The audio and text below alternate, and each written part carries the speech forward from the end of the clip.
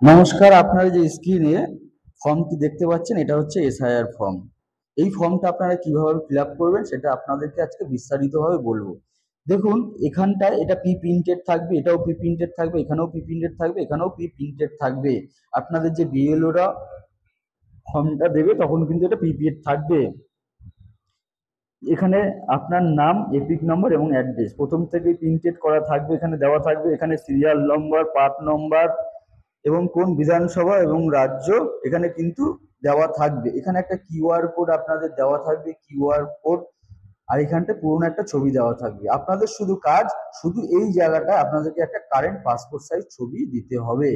আশা করি এই জায়গাটা আপনারা সবাই বুঝতে পেরেছেন। এইবার আসছি নেক্সট কলমে। দেখুন, এখানে আছে ডেট অফ বার্থ, জন্ম তারিখ। আপনার যে সঠিক জন্ম তারিখ, যদি ভোটার কার্ডে সঠিক জন্ম তারিখ আপনার থেকে থাকে তাহলে সেটা আপনি এখানে দেবেন। অনেক ক্ষেত্রে দেখা যায় যে ভোটার কার্ডে ডেট আর মাস নেই, শুধু ইয়ার আছে। অনেক ভোটার কার্ডেই আছে। তাহলে আপনাদের যে সঠিক জন্ম তারিখ, তাহলে আধার কার্ড হোক, প্যান কার্ড হোক, সেটা দেখে আপনারা কিন্তু সঠিক জন্ম তারিখটা এখানে দেবেন। এখানে আধার কার্ড নম্বর চেয়েছে, আপনার আধার কার্ড নম্বরটা এখানে বসাবেন। এটা ম্যান্ডেটারি না, কিন্তু আপনাদের যেহেতু আধার কার্ড আছে আপনারা কিন্তু আধার কার্ডটা এখানে বসাবেন। তারপরে মোবাইল নম্বর চেয়েছে, মোবাইল নম্বর আপনারা চালু যে নম্বরটা সবসময় আপনাদের সঙ্গে যোগাযোগ করা যায় সেই নম্বরটা কিন্তু আপনারা এখানে দেবেন। তারপরে দিয়েছে দেখুন এখানে বাবার নাম বা গার্জিয়ান নেম। তাহলে ধরুন যদি কোনো ছেলে ফর্মটা ফিল আপ করে তাহলে সেক্ষেত্রে তার বাবার নাম দেবেন। যদি কোনো মহিলা ফর্ম ফিল আপ করেন তাহলে তার বাবার নামও দিতে পারেন, হাজবেন্ডের নামও দিতে পারেন, তাতে কোনো সমস্যা নেই। তার যদি ভোটার কার্ড থাকে তাহলে এখানে ভোটার কার্ড নম্বরটা কিন্তু বসাতে হবে। মায়ের নাম দেবেন, মায়ের যদি ভোটার কার্ড থাকে তাহলে সেই ভোটার কার্ড নম্বর বসাবেন। এখানে চেয়েছে মায়ের ভোটার কার্ড নম্বর থাকলে বসাবেন। এখানটা হচ্ছে স্পাউস নেম, মানে হচ্ছে কি আপনার যদি আপনি ছেলে হন বিবাহিত তাহলে সেক্ষেত্রে আপনার স্ত্রীর নাম দেবেন। আর কোনো যদি মহিলা ফর্মটা ফিল আপ করেন তাহলে সেক্ষেত্রে তার স্বামীর নাম দেবেন। যদি তার ভোটার কার্ড থাকে তাহলে এখানে ভোটার কার্ড দেবেন। এই ফর্মটা কিন্তু এই যে কলমটা রয়েছে এই কলমটা কিন্তু সবাইকেই ফিল আপ করতে হবে, যাদের 2002 এর নাম আছে বা 2025-এ নাম আছে সবাইকে কিন্তু এই কলমটা ফিল আপ করতে হবে। এইবার আসছে ইম্পর্টেন্ট কলমে, যেটা হচ্ছে এই কলমটা। এই কলমটা শুধুমাত্র তারাই ফিল আপ করবেন যাদের 2002 সালে নাম আছে। যাদের 2002 সালে নাম আছে শুধুমাত্র তারাই এই কলমটা ফিল আপ করবেন। এই পাশের কলমটা কিন্তু ফিল আপ করার দরকার নেই। যাদের 2002 সালে নাম আছে তারা শুধুমাত্র এই কলমটা ফিল আপ করবেন, আর এই কলমটা ফিল আপ করার দরকার নেই। তাহলে এটা কিভাবে ফিল আপ করবেন দেখে নেওয়া যাক। ইলেকটোরাল নেম, আপনার নাম দেবেন। 2002 সালে আপনার যে নামটা লিস্টেড আছে সেই নামটাই কিন্তু আপনাকে এখানে দিতে হবে। এপিক নম্বর, 2002 সালে যে ভোটার কার্ডে আপনার এপিক নম্বর আছে সেই এপিক নাম্বারটাই দেবেন। অনেক সময় আমাদের কি হয়, বাসস্থান পরিবর্তন বা অ্যাড্রেস চেঞ্জ বা কোনো কিছু করার সময় অনেক সময় আমাদের এপিক নম্বর চেঞ্জ হয়ে যায়, কিন্তু আপনারা এখানে 2002 সালে যে এপিক নম্বরটা ছিল সেই এপিক নম্বরটাই কিন্তু আপনারা এখানে দেবেন। এবার চলে আসবো রিলেটিভ। রিলেটিভ নেম চেয়েছে, ধরুন কোনো ছেলে ফর্ম ফিল আপ করছেন তাহলে সেক্ষেত্রে তার বাবার নাম দেবেন। রিলেশনশিপ, এখানে রিলেশনশিপের জায়গায় আপনি ফাদার করলেন। তারপরে হচ্ছে যে ডিস্ট্রিক্ট, আপনি যে ডিস্ট্রিক্টে থাকেন সেই ডিস্ট্রিক্টের নাম লিখবেন। আমি যেমন উত্তর চব্বিশ পরগনায় থাকি, উত্তর চব্বিশ পরগনা ডিস্ট্রিক্ট লিখবো। State West Bengal. তারপরে রয়েছে কোন বিধানসভায় আপনি থাকেন সেই বিধানসভার নাম। আমি যেমন নৈহাটি বিধানসভায় থাকি, নৈহাটি বিধানসভার নাম লিখবো। আপনারা যে যে বিধানসভায় থাকেন সেই বিধানসভার নাম এখানে লিখবেন। বিধানসভার নম্বর, 2002 সালে যে বিধানসভার নম্বর ছিল সেই নম্বরটাই কিন্তু এখানে বসাতে হবে।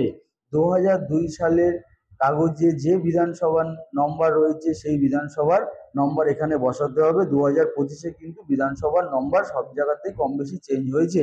তাহলে আপনাকে 2002 সালে সেই যে কাগজটা রয়েছে সেই কাগজের নম্বর কিন্তু ওখানে বিধানসভার নম্বর বসাতে হবে। 2002 সালের কাগজে যে পার্ট নম্বর রয়েছে সেই পার্ট নম্বর এখানে বসাবেন, সিরিয়াল নম্বর এখানে বসাবেন। আশা করি এই কলম সম্পর্কে বোঝার আর কোনো সমস্যা নেই। যাদের 2002 সালে নাম রয়েছে শুধুমাত্র তারাই এই কলমটা ফিল আপ করবেন, এই কলমটা ফিল আপ করার দরকার নেই। তাহলে 2002 নাম থাকলে এই কলমটা আর এখানে একটা ফটো লাগাবেন, বাস আপনার কাজ শেষ। আপনি এখানে একটা সিগনেচার করবেন আর ডেট দেবেন। সিগনেচার করে অবশ্য করেই ডেট দেবেন, সিগনেচার করে অবশ্যই আপনাকে ডেট দিতে হবে। আর বিএলও এখানে সাইন করবে। দুটো কাগজ দেবে আপনাকে, সেম কাগজ, একটা আপনাকে দিয়ে দেবে আর একটা বিএলও সাহেব নিয়ে নেবে। আশা করি এটা বোঝা গেল। এইবার ধরুন যাদের 2002 সালে নাম নেই তারা কি করবে? আপনাদের এটা দেখিয়েছি, আপনাদের এখানটায় এটা প্রিন্টেড থাকবে, এখানে ছবি লাগাতে হবে। এটা সবার ক্ষেত্রে সেম প্রসেস, সবাইকেই করতে হবে। যাদের 2002 এ নাম আছে, 2025 নাম আছে, সবাইকে এটা করতে হবে। যাদের 2002 এ নাম নেই তারা কিন্তু এই কলমটা ফিল আপ করবেন না। যাদের ব্যক্তিগত 2002 সালে নাম নেই তাদের এই কলমটা ফিল আপ করার দরকার নেই। তারা শুধুমাত্র এই কলমটা ফিল আপ করবে। যাদের 2002 সালে নাম নেই শুধুমাত্র তারাই এই কলমটা ফিল আপ করবে, এই কলমটা ফিল আপ করার দরকার নেই। সবচেয়ে গুরুত্বপূর্ণ পার্ট হচ্ছে এই পার্টটা, যাদের 2002 সালে নাম নেই শুধুমাত্র তারাই এই পার্টটা ফিল আপ করবেন। কিভাবে করবেন আপনাদেরকে বিশদ আমি দেখিয়ে দিচ্ছি। এখানে দিয়েছে ডিটেলস অফ দ্য রিলেটিভস।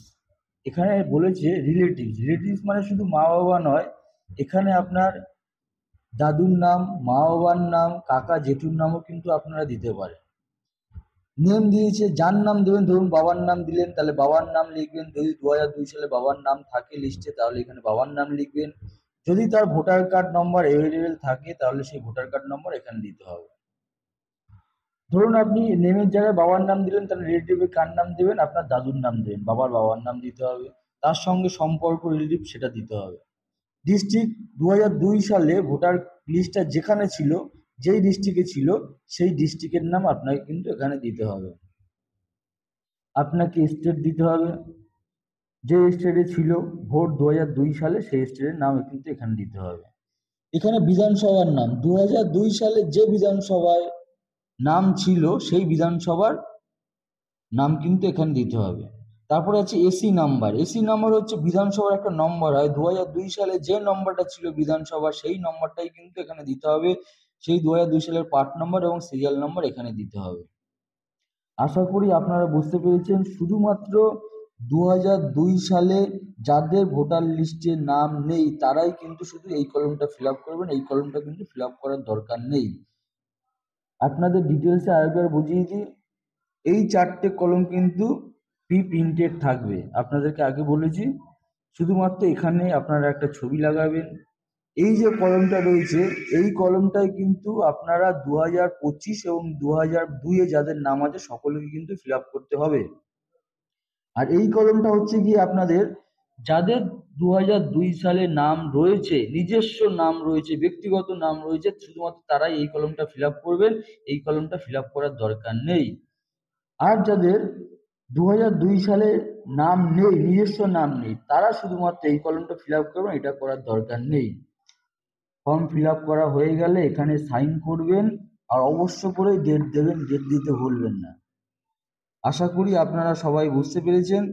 আর এইখানে বিএলও সাইন করে দুটো কাগজ দেবে, আপনি একটা রেখে দেবেন আর একটা বিএলওকে দিয়ে দেবেন। আশা করি আপনারা সকলে বুঝতে পেরেছেন, আপনাদের বোঝাতে পেরেছি। যদি ভিডিওটা ভালো লাগে তাহলে সবাইকে শেয়ার করে সবাইকে দেখার সুযোগ করে দেবেন। ধন্যবাদ, সবাই ভালো থাকবেন, নমস্কার।